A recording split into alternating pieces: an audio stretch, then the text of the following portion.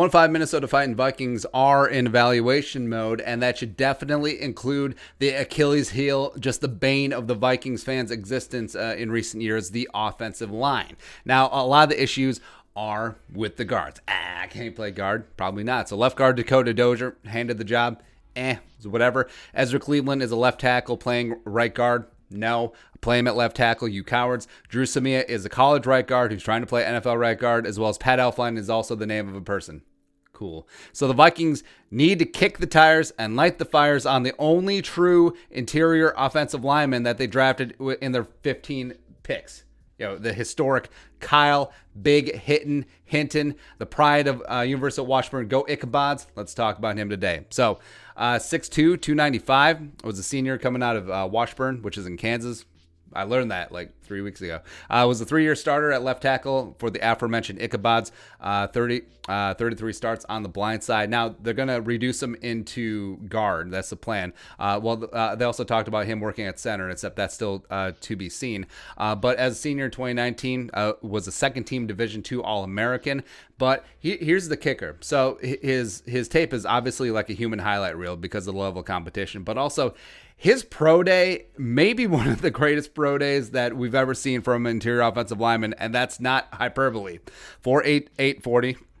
34 reps on the bench, 34.5-inch vert, big-time explosiveness, great in the jumps, and he is a certified physical freak. He's super freaky. Now, I know, just throwing out the numbers, we don't really grasp this, but so we put it on the spider chart where he is in the 90th percentile for basically all of his measurables. So 40 bench, vert, broad jump. He's basically a 6'2" Quentin Nelson. Like, we are talking about a certified, one of the best athletes on the offensive line in the NFL right now, and he's just chilling on the Vikings practice squad. And yeah, all the talk is like, well, how many 6'2" guards do you see in the NFL? He's in the 4th percentile for offensive lineman height. It's like, it's whatever. Because he is in a guard. He's got a great wingspan. He's got good size. And it actually benefits him with him kicking inside in the NFL because low man does win. Leverage wins.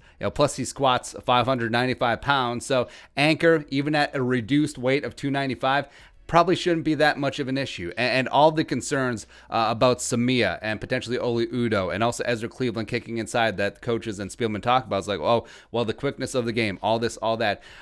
Hinton's got that in spades. And yes, reaction time from a Division II out on the edge at left tackle versus inside in the Big Bad NFL is going to take some time to catch up to. But he has the strength, he has the quickness, and he has the size, and he can play with leverage.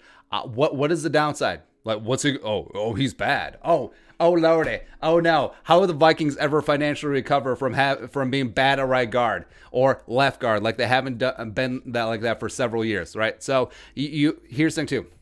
If you are in evaluation mode, you have plenty of game tape and practice tape on Dakota Dozier. You know what he is. On Pat Elflein, you know what he is. Drew Samia now to a degree. You kind of know what he is, right? But you have zero goose egg, D'Angelo Russell game tape, including preseason game tape at the NFL level on Kyle Hinton. You have limited practice tape because you never give him the time of day in practice either. So if this is a mail it in season, evaluate who is going to be part of the future. And Kyle Big Hinton is a keg of untapped potential. Get him some game reps, get him on film, and see what he can be. Because if you put him on that offensive line, you stick with the outside zone scheme, you have some nastiness and some physicality that's sorely needed. You can put him at that guard spot. And also, if he is a right guard and he is in between Bradbury and Brian O'Neill, that trio, most athletic side of the line in the NFL. Plus, if you add Ezra Cleveland at left tackle, where he should be, by the way,